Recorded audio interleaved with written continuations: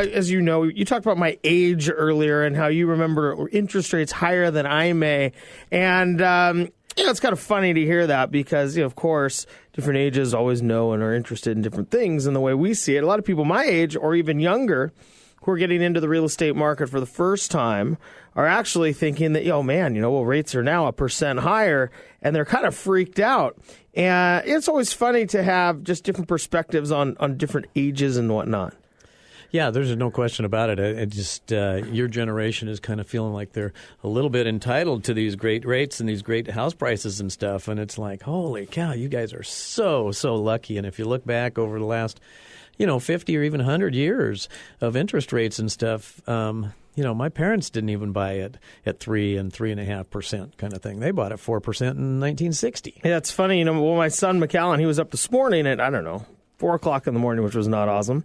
But, you start thinking ahead, like, God, I wonder what he's going to see. I wonder what interest rates or what housing markets or what turmoil they'll see. With all the turmoil out there, of course, right now, the turmoil he's really interested in was Fireman Sam on TV. We got to watch about 4 episodes this morning from about 5 to 6 o'clock. And, it's always, again, it's like at a certain age, you see certain things as being more prevalent than others. In his case, there's a small community in Ireland or whatnot. Yeah, and I was like fires everywhere. Fire Marshal Bill. Is that what's his face? Jim Carrey. Jim Carrey on what show was it? Oh man, he was hysterical. Can't even remember. No question about it. Well, speaking of fires, right now I guess people are probably starting to put fire in their fireplace. Wood in their fireplace and then maybe lighting it on fire. Yeah, we're starting to crank up a little bit of the season, getting ready for some football and getting the fires stoking up, and everybody's starting to live inside a little bit more and do a little more cooking inside instead of outside. Yeah, I told my wife it's red wine time as opposed to beer time, right? And it's like, all right, we're going to stay in the house. And anyways, from an inspection standpoint, I know, of course, there's fireplaces, there's fire extinguishers, so many things that go on with fire. Electricity can cause fires. What part or what role do you play in maybe keeping a house safe from fires and I guess? Well, probably the biggest thing is educating people about fire detection in terms of smoke detectors and stuff. We kind of talked about that about a year ago when the truths came out about fire detectors, that what they've been selling us is exactly that, fire detectors, and that's not what typically most people die from. People die typically from smoke. So having a fire detector or heat detector is a ionization detector, and it's not bad at all to have one of those in the home. They definitely don't necessarily do the job. What most people die from is the smoke, and photoelectric is actually what you want to detect the smoke. Okay, the ionization will give you the false alarms from the kitchens and those kinds of things. But I actually had my house catch on fire one time and had a ionization detector. And I'm sitting there, I'm about 10 minutes from going to bed, and all of a sudden the drapes just flamed up all the way across. It was like a Christmas tree catching on fire. It would happen so fast. It was unbelievable. And then it was down on the couch and burning the couch. And I'm right there. And the smoke detector still hadn't gone off. I went and got a fire extinguisher, which fortunately I had just bought 2 of them. And I was like, I don't think even 10 feet away from the fire extinguisher, fortunately. Came back, and by the time I got back into the room, okay, and we're talking seconds, the smoke was down from the ceiling, 7-8 foot ceiling, down to about 5 foot. And so I hit it with the fire extinguisher, and now all of a sudden the smoke and all the toxic chemicals are down to about 2 feet off of the floor. Okay, so I got to drop down to my knees and get a rag to basically breathe, and it was about then. You're the only person I know who's like, so I had to get a rag to breathe rather than exiting by now. Well, I'm trying to get somebody out of the house. Oh, okay, I got it. I thought you were animals and that kind of stuff. Okay, and about you were then, Fireman Jim. Yeah, exactly. Got it. I understand. And exactly. So, and that's about when the smoke detector went off. Okay, so it was a good 5 minutes after, and had it been 10 minutes later, I would have been in bed and wouldn't have seen the fire take off. And this was from a smoldering fire where a drape had just touched an outlet plug. And just so you know, the plugs, they burn nice and cool if they're plugged all the way in, but if they're out just a little bit, they actually burn hot. And what had happened is the house had gotten cleaned, couch had been pushed against the outlet, and so it was burning hot all day. This had been smoldering all day long, and a photoelectric detector actually would have detected this hours before it would have even started the fire. So photoelectric, I mean, is that something that most homes have now? Is that becoming more common? No, not even close. No, hardly any of them have it. Okay, interesting. Because they've been selling us the wrong thing for years and years and years, and they're going to continue to sell us the wrong thing.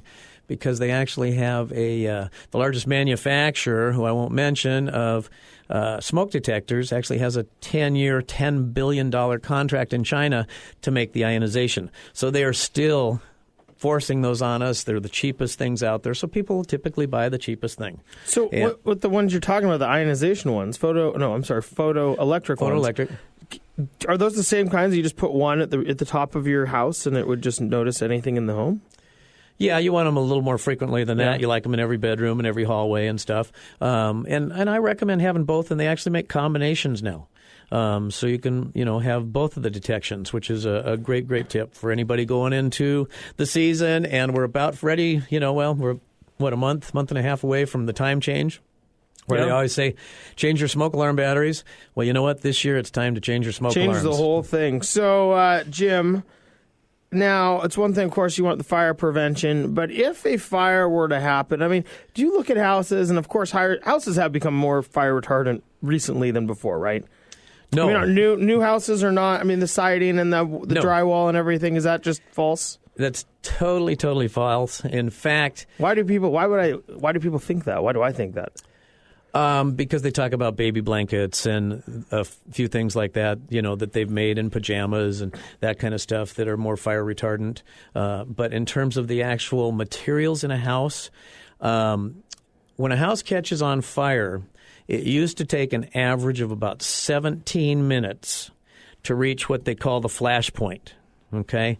And in terms of exactly what that flash point is, I forget. It's basically...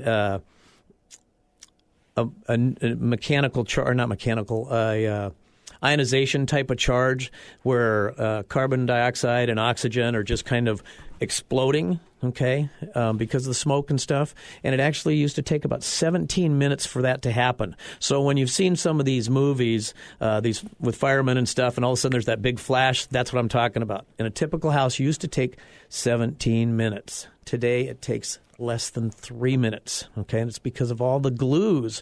Look at all the plywoods now that we use, and they're typically not plywoods, they're OSB, so they're 50% glues and chemicals and stuff. The carpeting, the couches, all of the stuff is super, super flammable and very, very toxic, too.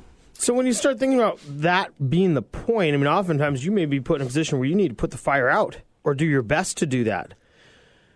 Well, or get out first, I suppose. Well, that's one of the biggies is you need to look at it in terms of the size of the fire. If it's a small little fire, one, I mean, there's some things you need to look at. Is it a small fire? Two, if you try to deal with the fire, is it going to block your exit?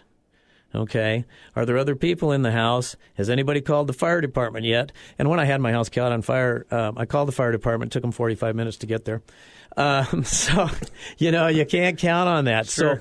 So, in most situations, you probably want to get out of the house. Fire extinguishers we're going to kind of talk about today, there's a lot of different types, but one of the things that I noticed about my fire extinguisher is it lasted about 5 seconds, and it was, a decent size. It's just a quick middle blast. Size. It is just a quick blast. So,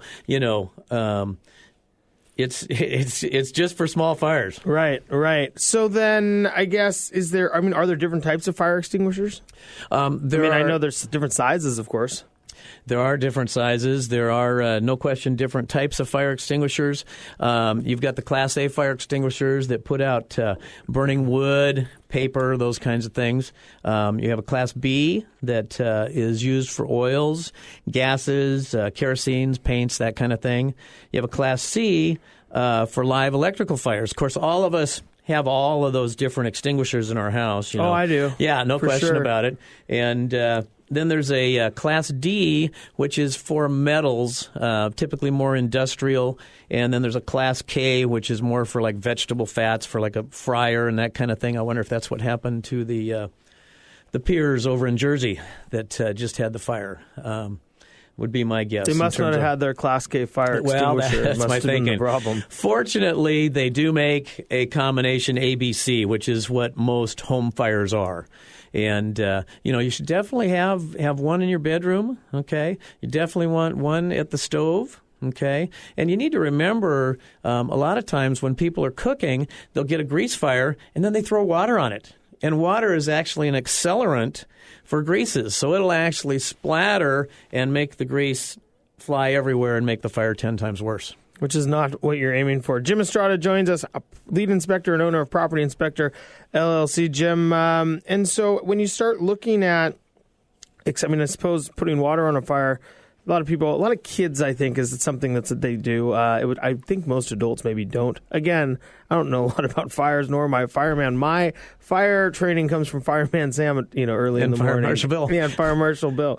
Do you tend to think that people are using fire extinguishers enough, or do they test them? Are people doing the things they need to in order to maintain a proper fire safety? Well, I doubt it. I don't know why it is, but, we'll go out and spend, $1,000, $2,000 like nothing on a TV, but to go out and spend $30 for a fire extinguisher, we're just squeaking, and it's like, really you need, the average home probably needs 4 or 5 of them. I mean, we should have them in bedrooms, we should have them in kitchens, garages, places where they're handy to get to, because, just hearing what I went through, had that been, at another end of the house, I wouldn't have been able to even think about getting the fire out. Well, and I remember in elementary school, they also used to talk about all the different types of fire ladders people should have in their house, out of their bedroom, out of their kids' bedrooms, all these different ways to escape from the fire. And I'll be honest, I've been in a lot of people's houses. I've never seen anybody with a fire ladder hanging out by the windows. Yeah, they should have something, even if it's just a rope underneath the bed, and that's something when I do an inspection, I talk with everybody about in terms of if they, I put it in the report. Hardly ever. Right. And they make the nice ones that attach right below the windows, and decorator boxes and stuff, but certainly something to go underneath the house. And even if I'm in a 4 or 5 story condo or something like that, I'm going to have a nice long rope underneath my bed that I could tie off to get out if I had to. There's sprinkler systems and all those things, but again, it's the smoke, and then can you make it down the stairs? Because the elevators are going to shut down automatically, so are you going to be able to get out? Yeah, certainly a lot to think about, and a lot of reasons to be safe. Yeah, fire extinguishers too. Remember that they do, they sit there for a long time and they just kind of go stale. So they do need to be recharged, every 4 or 5 years. How do you recharge them? Take them to a recharge company, okay? There's just places that's all they do. Takes them about 15 minutes to basically... Does it cost less to recharge one than buy a new one? Yes. Yeah. Yeah. Do you know of a local recharge company? I take mine up to a place in Linwood on 164th. You practice what you preach. I do, as a matter of fact. I love it.